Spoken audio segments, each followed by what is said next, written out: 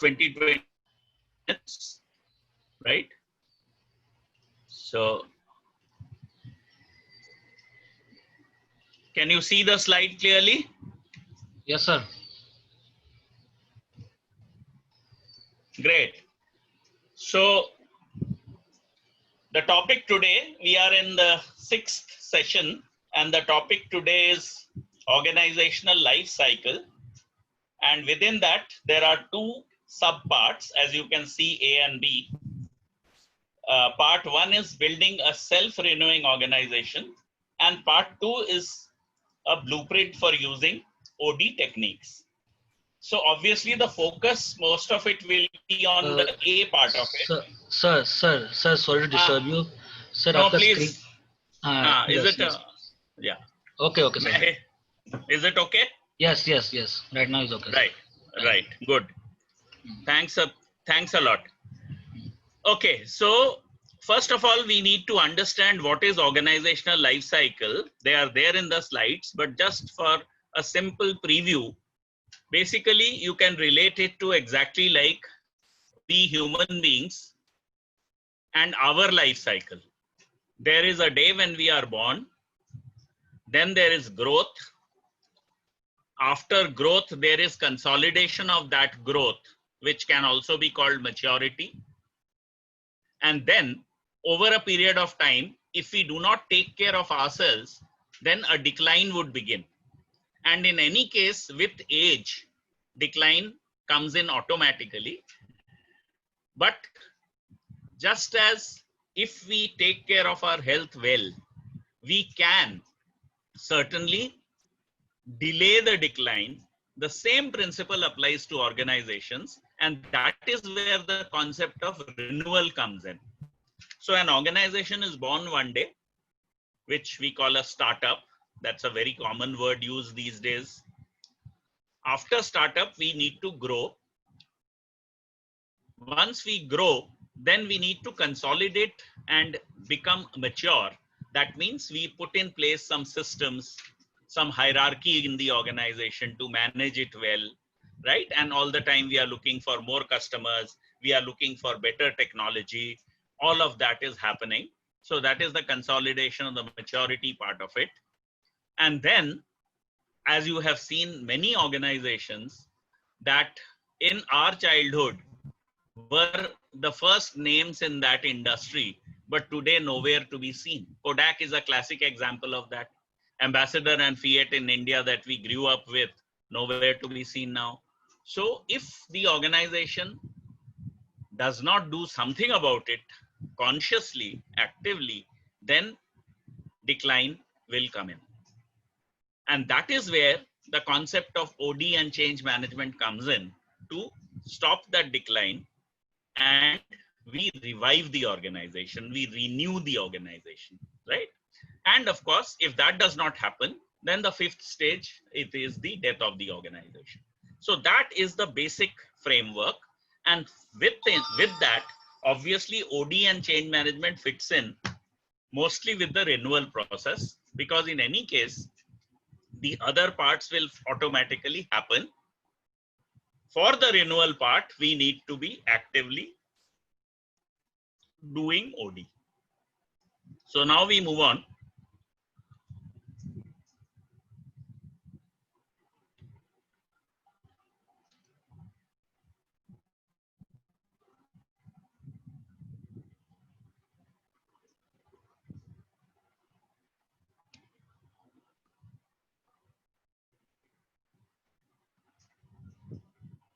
Why is the shared window closed?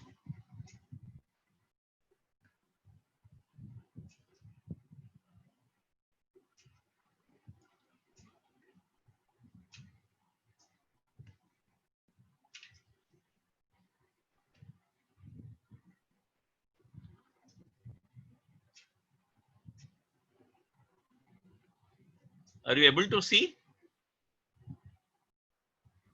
No, not yet. So what happened? Sir, you have to open your PPT. Seems like your PPT is closed. We can see your desktop. Yeah, we can see your desktop. आपने PPT. But how? Okay. PPT क्यों बंद हुआ ये भी नहीं समझ आया.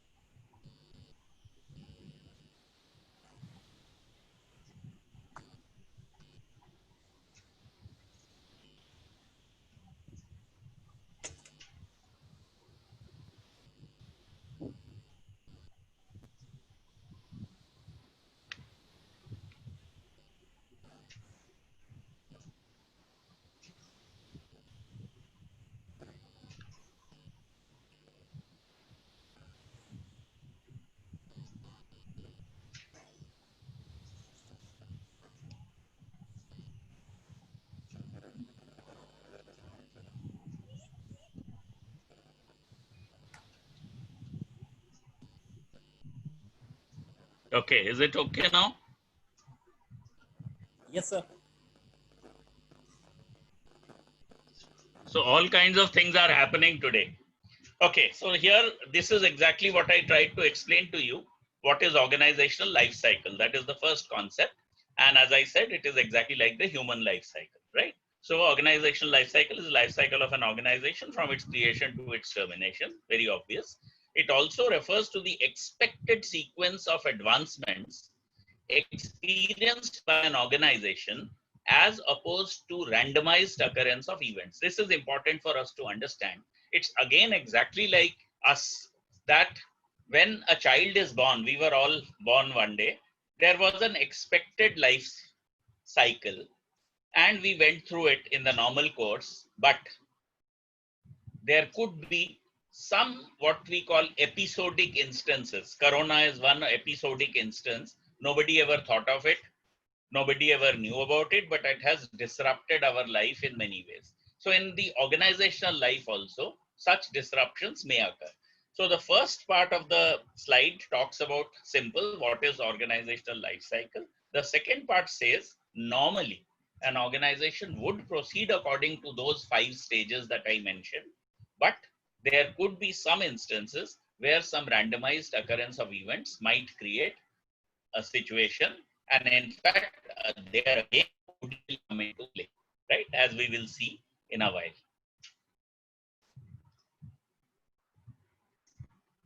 So, since we lost a bit of time, I think this is a pretty simple slide. I will not spend time on it, right? So, the relevance of a biological life cycle is what I was correlating all the time, was discovered by organizational researchers many years ago, that it applies equally to organizations, right? Now, so this is a summary of all that I have said. Simply put, organizations are social systems. The basic definition of a social system is when more than one person come together for a common purpose, right? So family is a social system, the smallest social system you can say. Organizations are obviously social systems. People have come together and they are trying to do something, achieve some common objectives. Okay. Now, so their activities include similar recruiting practices, for example, strategic planning, business planning, operations management, all the management functions that we know of. This is the routine that happens in any organization, right? Now, so each activity usually includes formally or informally clarifying goals. For example, if you take HR and marketing department or finance department, some of the goals are written down, some are understood, some are expressed through verbal instructions, etc., etc. Right? And then we have some kind of an evaluation process.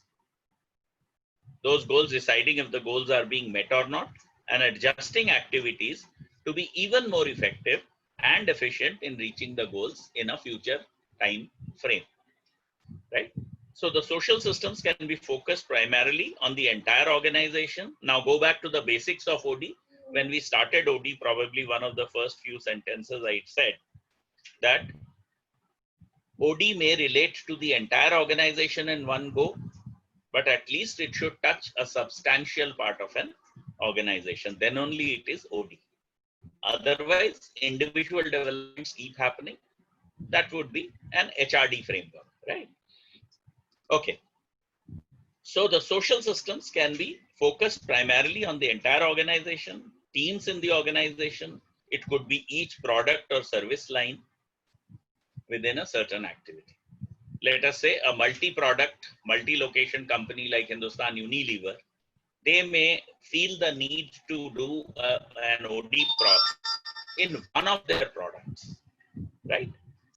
So it could be the soaps and detergents, it could be any of their divisions. So the entire division, that is also OD. And if there is a felt need, in fact, somewhere in the late 90s, they had a huge OD exercise when Darbari Seth was the head of, was the chairman of Hindustan Unilever.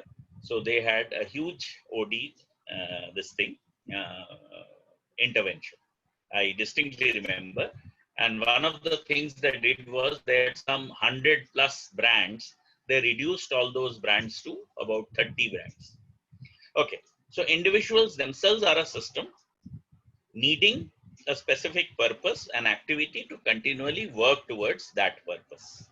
So organization, remember, is created with a certain purpose, and everybody in the organization is supposed to work towards that purpose. But there are times when we pause and rethink. Does our purpose remain the same? Many of the major computer companies that you know in India, none of them started with software. Wipro was making hardware, HCL was making hardware, but today do you see any such product? So they all shifted to software, right? There are reasons, of course, I can tell you, but then in the interest of time. So there was a need to relook at the original objective with which one started.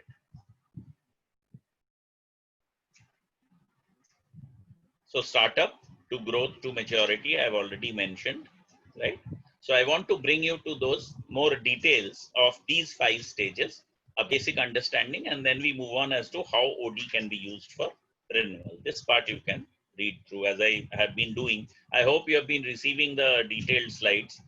Those of you who have sent in the email IDs, after the class, I normally send it, right? So 5 have been sent. Today is the 6th one. Okay, so this is again very simple. Nothing to explain, so I'm skipping this. Yeah. Now this you just pay a little attention, a little more attention I meant. Organizations are not static, they change. Related to what I just now said, that while we may have started with hardware manufacturing, but we do not find that that is what we want to do today. Look at another major company, the biggest private sector company, Reliance Industries. What did they start with? When I was a kid, I only knew only Vimal, you know, so they were hugely into cloth manufacturing, textiles, right? And where are they? Who knows Reliance for textiles today? So they change. So like children, organizations typically go through different phases. Different experts will argue on these phases, but typically 5 are generally accepted. You can add or delete 1 or 2 here, there, you can mix and match, etc. For example, I'll just show you. Maturity is somewhere between, or consolidation word some people like to use, before renewal maturity, or is it after renewal maturity? We'll see that. So this is again pretty simple. So please remember, and in the first term, I distinctly remember I had done one of the models, which is a famous framework, 7S model of McKinsey, where you will have these two, strategy and structure. And why I have taken these two here is for the purpose of OD. Now, when you talk of structural changes, you may need to redo the organizational structure or the technology or things like that. And the strategy is where the process interventions have to happen. If you have changed your strategy from selling door to door to teleselling, now obviously a process change has to be brought in. Process not only in terms of the technology, that is a structural change, but process in terms of the behavior of people. In OD, we look at process in the human behavioral aspects. What process we need to follow now? What behavior do we need to follow now? So this is the summary of the 5 stages.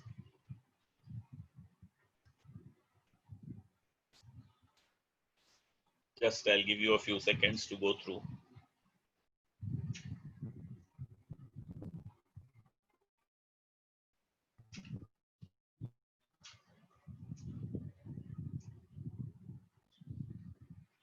Okay.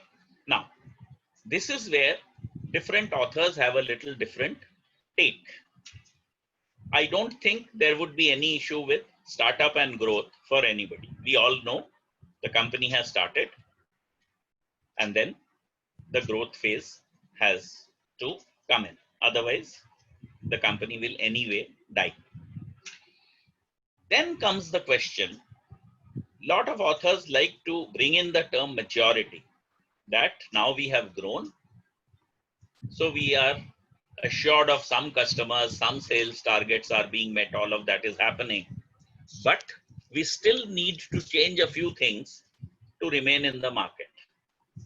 So maturity, according to them, is about redesigning the processes, creating a formal hierarchy, which in the startups you hardly find any hierarchy.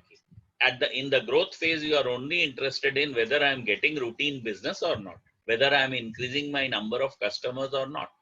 So you are not so much concerned with internal organizational structures and the rest of it. So therefore, some people say that maturity has to come in after the growth has happened, so that the organization moves towards being managed more professionally rather than the owner driven. Can I interrupt a minute? Yeah, please. There's a quick hill window which is come up on the wall. Couldn't hear that. There is an antivirus window which is coming up on the right bottom.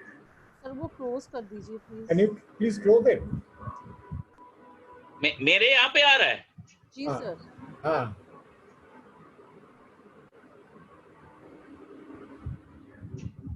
Is that one? Yeah. That's the one. Thank you. Thank you. Okay. Fair enough. Right. So what I was saying is that in the first 2 phases, there's hardly any confusion. The third part, maturity. So once you have growth, sensible organizations would not look at it that we can grow the way you run a 1 crore company, and now you have grown to 10 crores.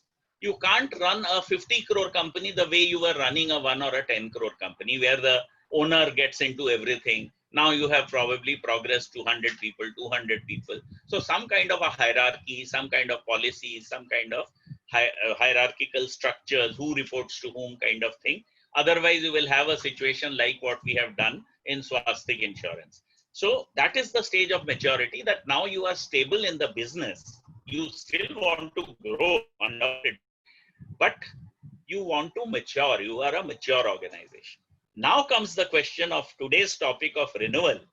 Now the point is that, do we look at renewal when after growth things are stagnant and in fact they have started declining? Is that the stage that we start looking at renewal?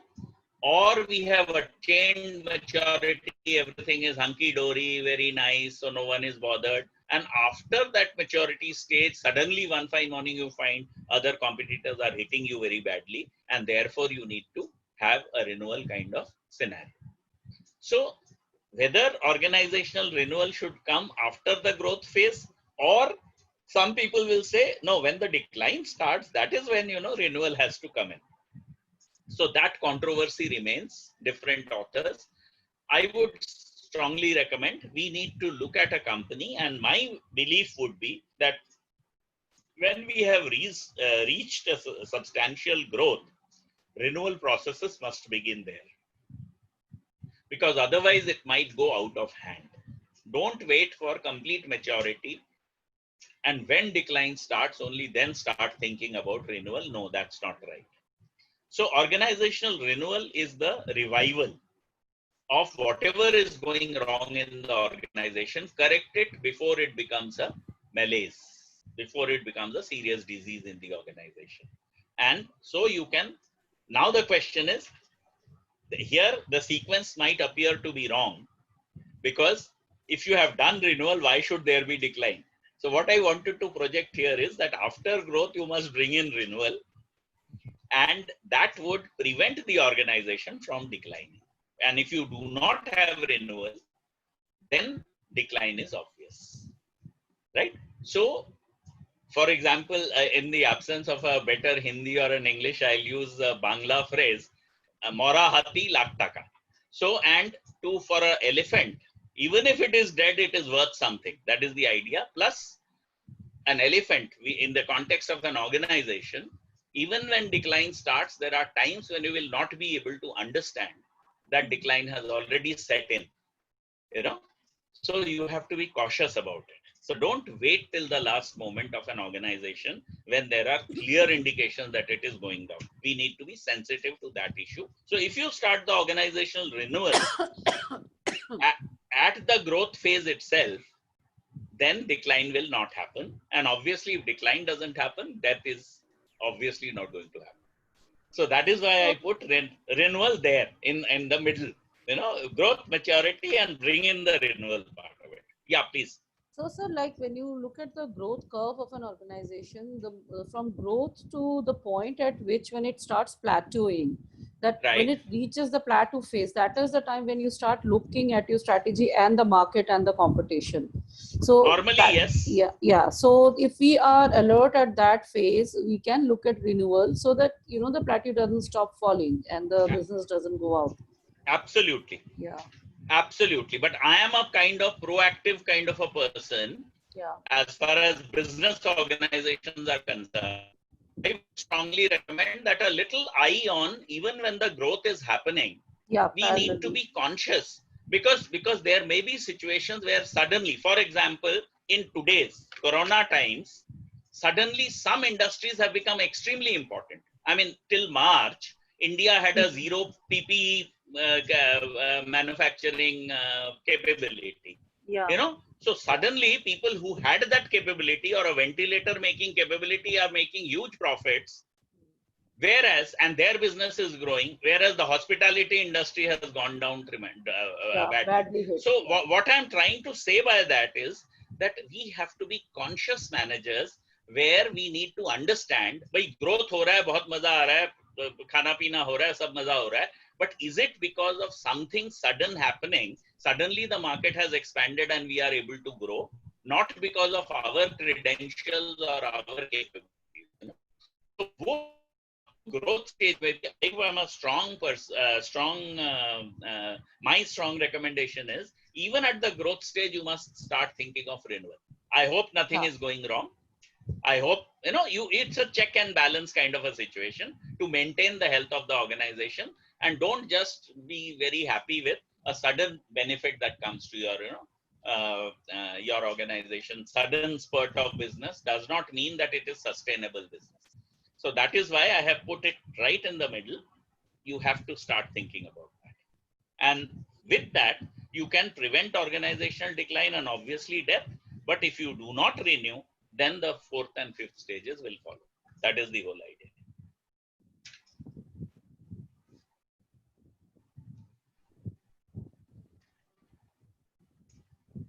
Okay. So this is the definition of this. I don't think with the kind of discussion we have had, but for your, what should I say, content part, you can use this. So startup and existence. You are at this stage only concerned about your existence, day-to-day existence. This is about growth. So now you have survived and now you want growth. That's where I said that growth and maturity, consolidation, you would like to call whatever. There's a slight difference. Growth is you are still growing, whereas maturity or consolidation is about, as I said, putting systems in place and bringing some kind of professionalization into the business rather than the pure entrepreneurial, owner-driven kind of business. As I explained, renewal, and why I have put it at number 3. And this is where we are actually concerned. So then, of course, decline. Decline initiates the death of an organization, obvious, and death, of course.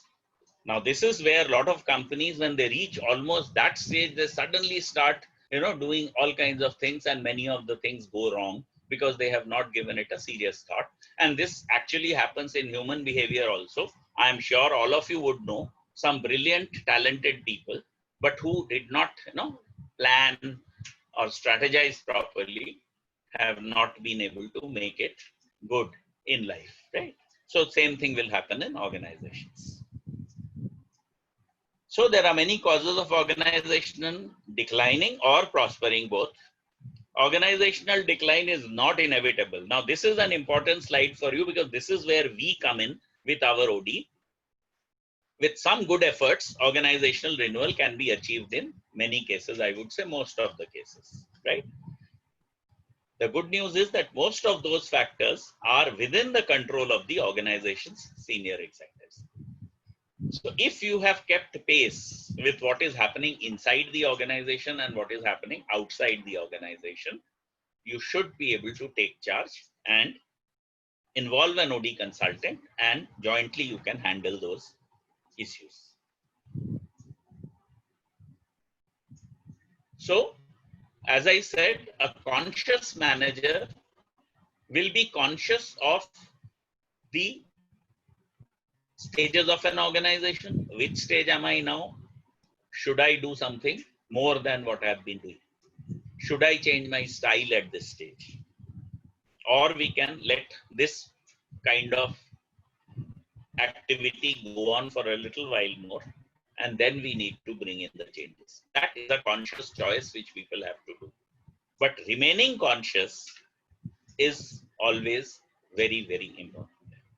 Okay. So the first challenge for the entrepreneur who wishes to grow is to understand which phase are we in, what can we afford, and when should we do that. In fact, our good old philosopher Socrates created the wonderful model of 5 W's and 1 H.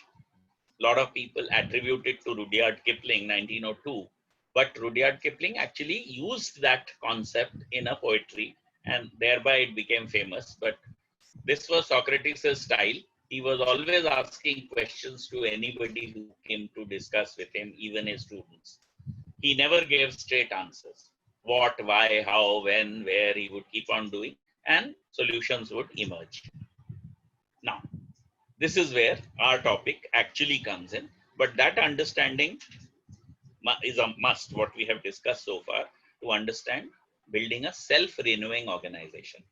And mark the word self-renewing. Renewing is fine.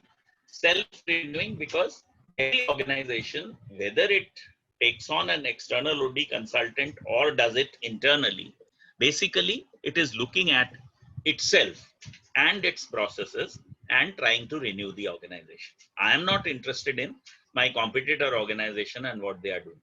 I am interested in my organization. So it's a self-renewal process. Okay. So it can be an ongoing process, a continuous process, or as an episodic change. For example, a lot of organizations have to undergo, they are undergoing change right now because of this episode that has happened and hit us so bad all over the world. So these kind of episodic things may happen. But as I said earlier, we must be conscious of even the ongoing little things that we need to do so that we are not hit majorly. Organizations need continuous renewal because it adds a level of stability in the midst of internal and external triggers of change. Right? And all kinds of things can be related with this. For example, in HRM, we have a concept of succession planning, right?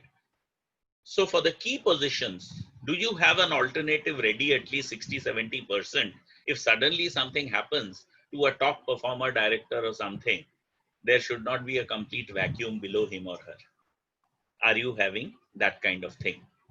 So all that relates to a self-renewing organization, right? Structural as well as process changes have to be brought in. So basically two purposes. One is basically to emphasize the need for continuous organizational renewal. That by itself is a aim of self-renewing organization. And of course, second part is the action part to elucidate the respective roles. What role is our organizational culture playing? There are times when an organizational culture is so steeped into it that people find it very difficult to change. That by itself becomes a bottleneck or a speed breaker for whatever change you want to bring. So the external environment may change, the internal organizational processes. For example, when more and more youngsters come in, their approach to work is different. Not that they are any less or more committed, but their style is different. We were typically brought up in a thing like, in a concept like 10 to 5 or 9 to 6 or whatever kind of thing. Those are my work hours. But today's generation would say, no, in between 1 hour, I want to go and attend a salsa dance class. I'll come back and do the work. What's your problem? I'll finish the work, whatever is to be done. So more flexibility has come in and things like that. So the internal organizational processes also need to change. So continuous as well as episodic, both kinds of renewals have to be put in place. Okay. So how do companies compete? Based on their relative ability to renew as much as they do on their ability to get profits from the market. So obviously, if an organization, particularly a commercial organization, is born, the motive to make it big commercially always is there. But then its relative ability to renew as compared to its competitors will also stand it in good stead. So how renewal is affected in organizations can be drawn from literature and case studies. Now, this is where, why do we have so many different kinds of OD methods? And most OD consultants will use a mix of methods. There is nothing prescriptive. It's not a cut and paste job. You have these many alternative methodologies available. An experienced manager in collaboration with an experienced OD consultant will analyze their situation and see what works best for them. Just because a particular method worked in a competitor company does not mean it will work effectively in your organization also. And as you can see, again, in the first term, we had discussed VUCA a little bit. So I have put in here, and now we have a phenomenal problem in hand. That's why you will find, I have said, consider the VUCA concept post-COVID. So whatever was even volatile has become more volatile. Whatever was uncertain has become more uncertain. Whatever was already complex has become more complex. And whatever was ambiguous has become more ambiguous. So how do we tackle this? So there also I had briefly mentioned and I'm so happy that Shamal is there with us. I had given the same example in first term, if you can recall, that the armed forces are in a very, very peculiar situation because the enemy is never going to tell you as to when, where, and how they will attack. So their preparation is of a highest quality that you can think of. So they have to determine what all problems might come, what all options are available to the enemy, and therefore they may have to have 10, 20, 30, 40 possible retaliation measures in place. Depending on what the enemy does, you have to retaliate. Okay. And taken in a very simple format, in any game, for instance, in cricket, you can't say every ball I will do it like this. You have to constantly change your batting style based on the bowler, what the bowler is trying to do. Exactly the same thing. So you have to be ready with various alternatives. One single solution, those days are gone. So relevant data has to be gathered, apply VUCA, work out what all permutations and combinations might emerge, and create different scenarios to handle different situations that will emerge. So scenarios on both sides. Scenario in the market, what will happen? Scenario inside my organization, what is likely to happen? And therefore, I have 1, 2, 3, 4, 5 solutions ready. That is the essence of a self-renewing organization. So research begins with an effort to understand what forces are there that trigger and processes that act to sustain decline in organizations, right? Then these are contrasted with a number of case studies that serve the identification of underlying characteristics and dynamics common to successful organizations. There is no harm in learning from successful organizations. What I am only cautioning you is that word for word, ditto copying of another organization's methodologies may not give you the best result. Learn from every source. That becomes a resource for you, but apply your mind, decide whether that is going to be useful in your situation or is it fitting into your kind of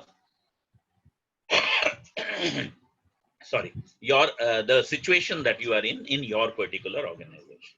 Okay. So when you do such comparisons, so the last para is telling you, it uncovers certain principles that successful organizations have discovered and those you uncover, and it may even indicate towards a completely new path altogether, right? So for example, Jack Welch always used to say, whatever business we are in, either we have to be number one or number two. I am not interested in what typically is called also ran. Main bhi hoon. For example, these marathons that are run by ordinary citizens, 10,000, 20,000 people, So somebody may be completing it in 2 hours, the one who wins, and another one may not be able to complete in 5 hours or 10 hours or 20 hours. It's just the participation. So that is not what we are looking for here.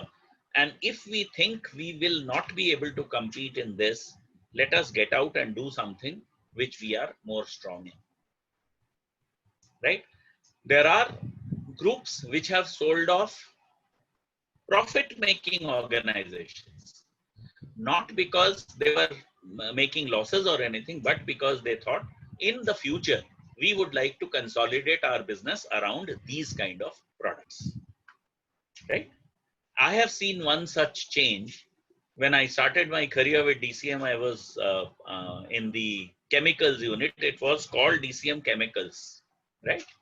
DCM Chemical Works, to be precise, not limited, because it was one part of DCM Limited. So next year, they had to change the name to Shriram Foods and Fertilizer Industries. Now, why? Because the major product that we were making was Vanaspati ghee. Rath Vanaspati was very famous. Those of you, who are a little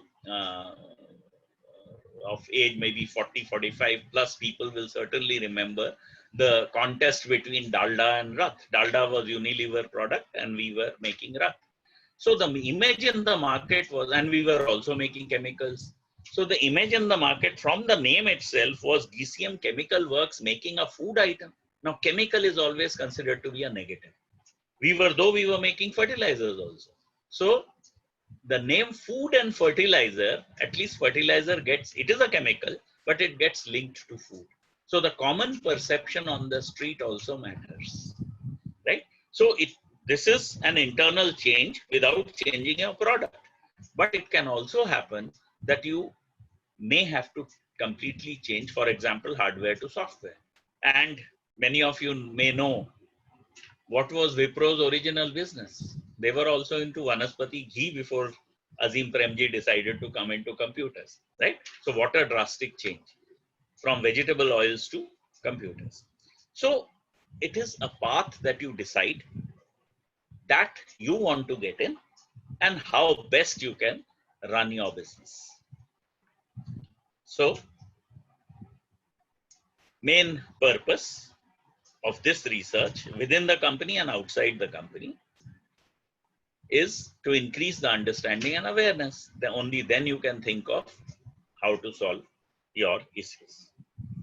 Okay, and then try to create a more formalized model for your organization, which takes care of, as you can see, this entropy is a term used in chemistry very often, or chemical engineering. That is, I've given a definition also. What is the kind of disorder or randomness in your organizational system? And how do you make it more systematic? And the second part is, post the renewal, what should happen is organizational ossification. Ossification, again, in a human process is about the proper strong bone formation. So if your business has strong bones, then obviously organizational renewal will be complete. New bones have been formed, strengthened, and therefore the decline and the death stage will not be reached in your organization. Now, this is a very, very key slide. So I'll give you some time to go through, because it summarizes as to what should be the capacities or capabilities of an institution or an organization which can call itself self-renewing.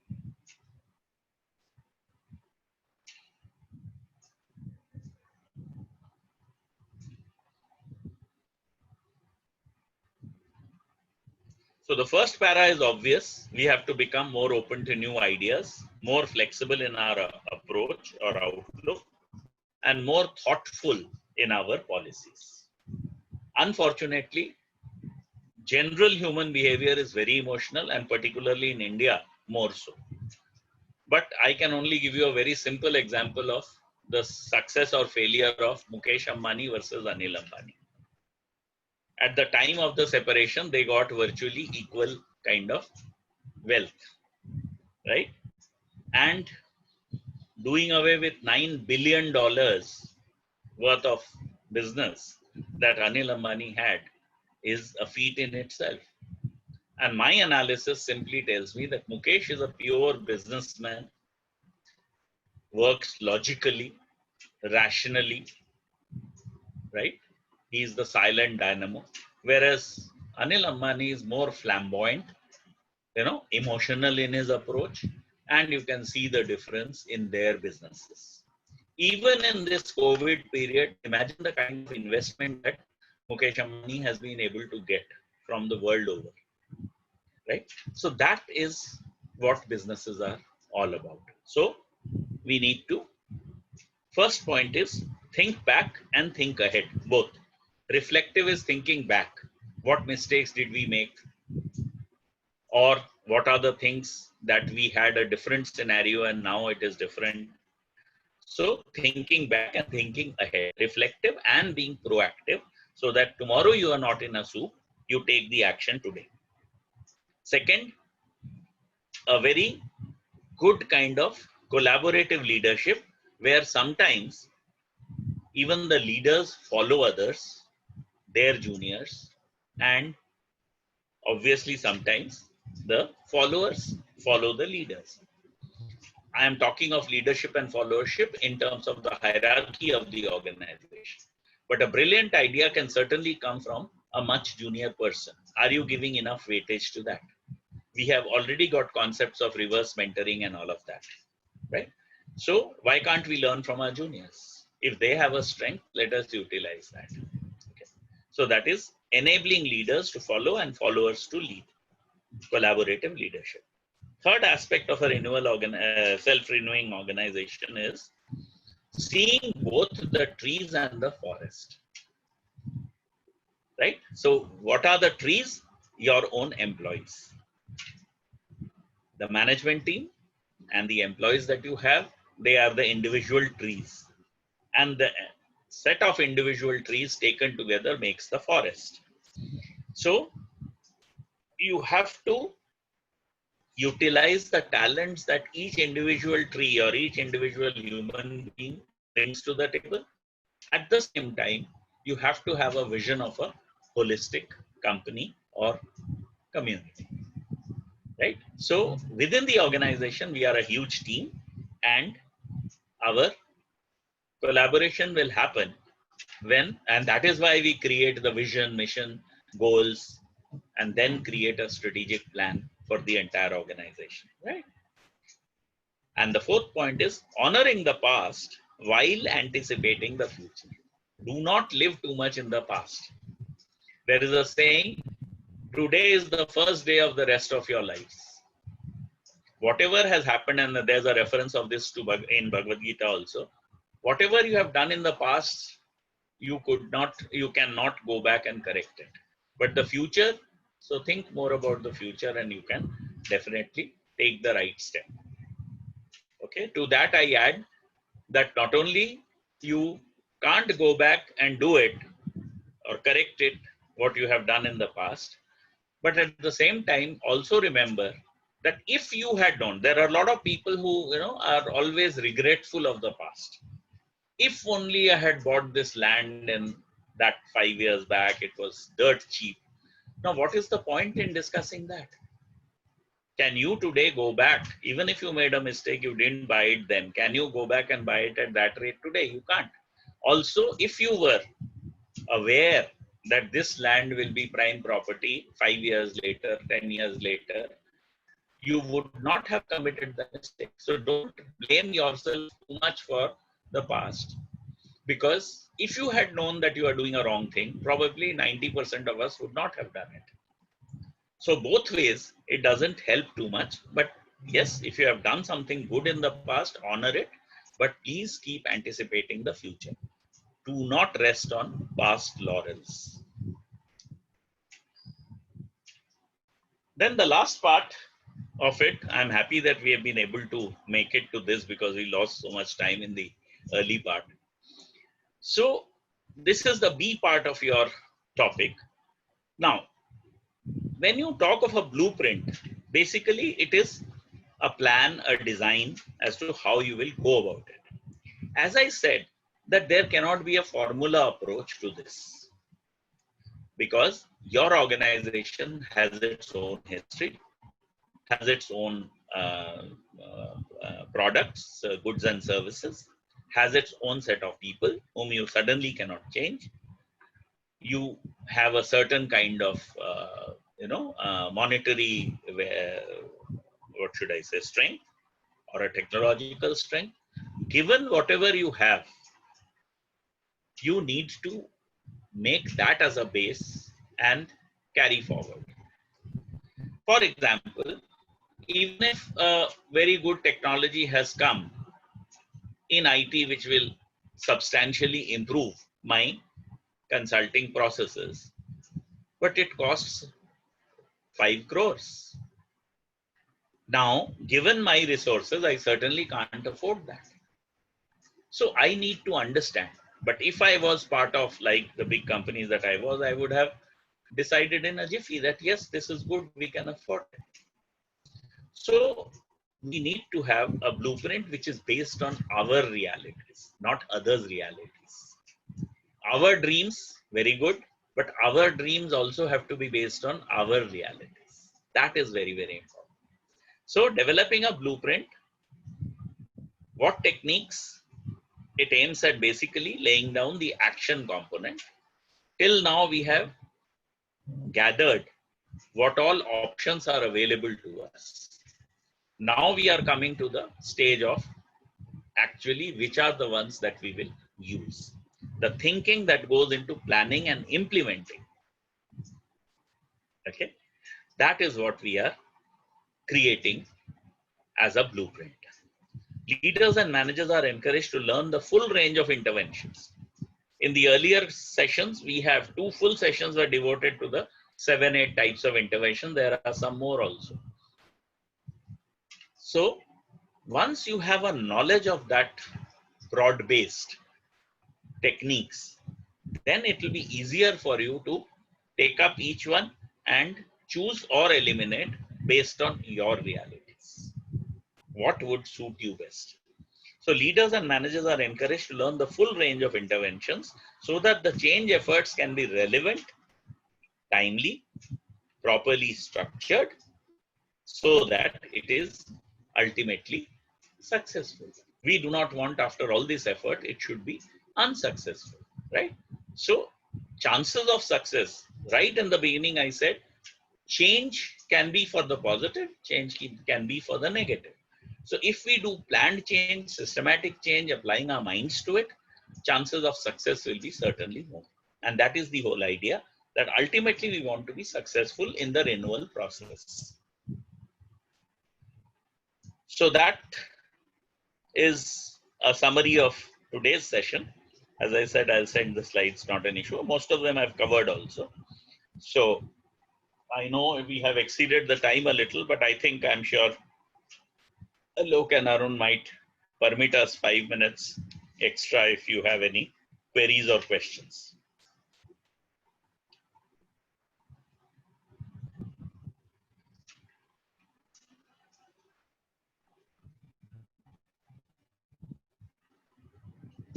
I did go a little fast because of the loss of time early, but I'm sure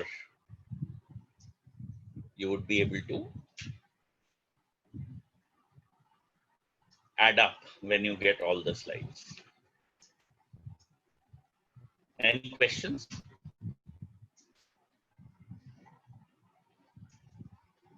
The case, of course, still remains.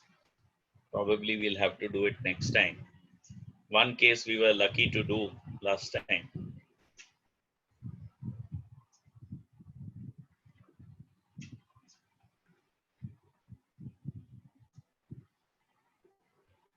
Yeah, no questions? So do we call it a day?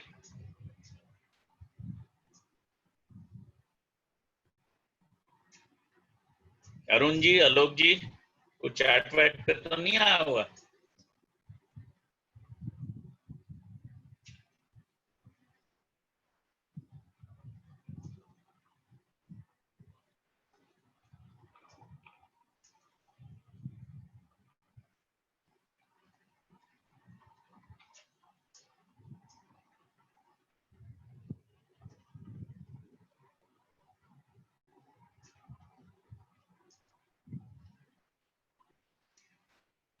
Hello? Yeah, sir. Anything more? No, I guess we can close the session, sir. You are the boss. And boss is always right. Nothing like that, sir. That teacher is always the boss, sir. Anyway, today is supposedly the Guruji's Guru day. Purnima. Yeah, But so I believe that we learn from everybody. So everybody is guru to the other person. Right. Thank you so much. Thank you. Thank you.